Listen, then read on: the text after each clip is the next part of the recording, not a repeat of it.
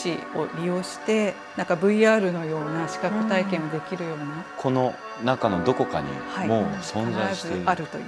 拡張されて、それを描いていくので、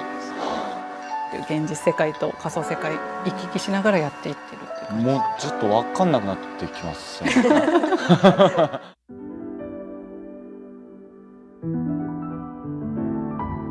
今回のピックアップアーティストは原田育さんです。どうぞよろしくお願いします。よろしくお願いします。原田育さんです。コンピューター上に家や公園、ギャラリーなどがある架空の世界を作り、その架空の空間の中に立って見える風景を描くという制作スタイルをとっています。海外のアートフェアにも積極的にご参加され、デジタルな現代の世界を描くアーティストの一人として幅広い評価を得ています。もう見る限りすごいですね。その多層的な世界が広がっているんですけど、世界がここにできている。はい、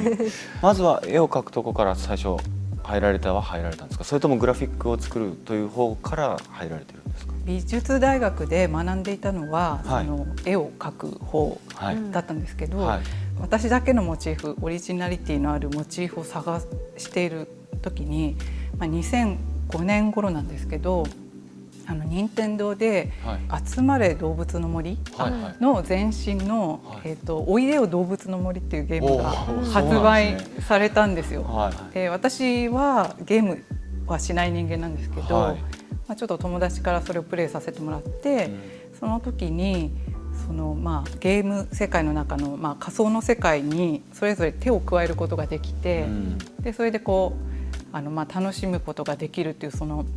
性質にちょっとこうヒントをもらいまして、でだったら私のそのオリジナルの世界を作ってそれを描き出していくっていうことをしていったらどうだろうっていうところに行き着きました。形の作り方がポリゴンっていうその線と面で構築される形状なんですけど、それを選択したんですけど、例えばこれもこっちの架空の世界からこう取り出してきたような立体にはなってるんですけど、家の形って言われた時になんか誰もが思い浮かべるこう形状っていうのがありますよね。それなんか子供でもおじいちゃんおばあちゃんでもみんながこう共通して持てるその形のイデアみたいなものをそういうポリゴンだとこう表しやすかったので。なるほど。例えばこの、絵画などは、この、映像世界の中の一部分を切り取って絵にしているという、そういうことになってます。この標識もそうです。全部がなので地続きでつながってる作品とも言えるというちょっとそういう面白さはあると思います。面白いですね。絵画として切り取る瞬間のそのなんていうかポイントというか、あったりするんですかね。パソコンでその仮想の世界を作るときは、机に座ってパソコンがあって、こうソフトを触ってるわけなんですけど、その地味な作業なんですが、なんか神様の視点みたいなものがあって、それでこう箱庭のように世界を作って、そこ結構自由に作るんです。で絵を描こうといった時にはまず神様の視点から、また別な視点にこうスイッチを切り替えて、今度は訪問者の視点で構造を取りに行くんですけど、人物はじゃあその訪問者としてこの視点になる、その訪問者以外では描かれないんですか、そのグラフィックの世界では。そうですね、一応私のそのパーソナルな、世界ということなので、訪問者は私のみというところがよりこうなんていうか描いて見ていただくっていうところでは、そこはなんかちょっと一番外せない部分なのかなという気がするんですけど、私の自由なそのパーソナルな世界ではあるんですけど、コミッションアートとかいろいろ共同してこう作り上げていく作品も最近多くて、なのでここの窓を入れ込んだ建物を作った上でこう描いてほしいとか、そういうご依頼みたいなものも多くて、じゃあそれの場合はこの中のグラフィックもそういう一緒に共同する、会社なり人物の意識も反映される。で永久的にそのモデリングしたものも私の世界にこう残っていくというような、なののでこうちょっと場所の肖像画みたいなものを私は描いてるのかなって思う時もあるんですけど、これ一度こう作られたグラフィックの世界というのはこの世界がまた増幅していくというか。そうです、増幅してます。増幅していくんだ。2008年末から始めたんですけど、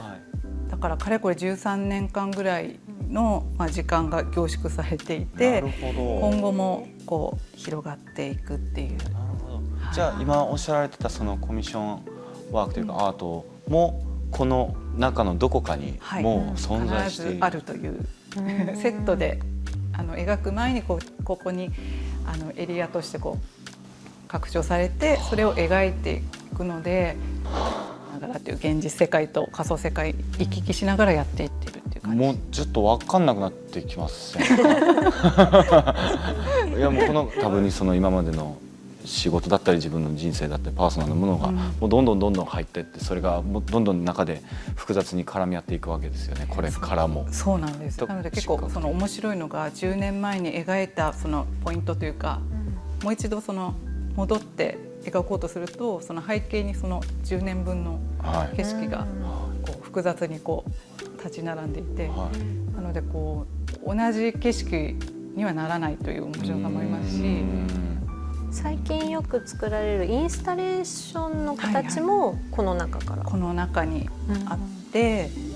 インスタレーションはまた、絵画とはまたちょっと違う役割ではあるんですけど、仮想世界のこの中を、錯視を利用してまたその難しい機械というか機材などを使わないでなんか VR のような視覚体験をできるような作品になってるんですけれども、絵の中にあるオブジェと手前に出てるのが実際のものですよ。こういうものもあってカルチャーですよね。同じように影がこうちょっと描かれてるっていう陰影みたいなものも反映されてるってことですよね。記憶がなんかスライドしていって、今私はどこに立っているのっていうなんかちょっと浮遊感みたいなものというか、そういう楽しみ方をしてもらえるのかなという。動物の森とか、ね、そういうその中に入って仮想現実の中で生きるその感覚みたいなものからにものすごくやっぱ埋没している人たちもやっぱ多い、数多い中で、なんかそういう人たちに寄り添う形なのか、ある批判性を持つものなのか、なんかどういうこう立ち位置でこれを作られているのかなっていうのがちょっとこう気になったというか、今後その仮想の世界というものとの付き合い方っていうのはより密度を増していくとは思うんですけど、なんかこうやっぱり現実の世界に私は目を向けたくなる、なので例えばマチエールみたいなものがこうありますけど、こうすごく絵画らしいこう質感だったり重さとか、そういうものをこうやっぱり与えたくて、こうザラザラがすごくきつくなってったりとか、絵を最終的に描き出さないと私はこう納得しないところがあるので、やっぱりその身体性を取り戻すみたいなところを強く感じてるんだろうなとはやっぱ思ってます。ぜひ機会がちゃんとみんなで持てて、そこにちゃんと行けるのならばぜひ生で体験していただきたいです。リアルでみたいですね。そう、これこそちゃんとリアルで見なきゃいけないものな感じがすごいしますね。今日は本当にありがとうございました。ありがとうございました。原田育さんの作品はミートヨアートのオンラインショップで特別販売されますので、ぜひチェックしてください。以上、ピックアップアーティストでした。ありがとうございました。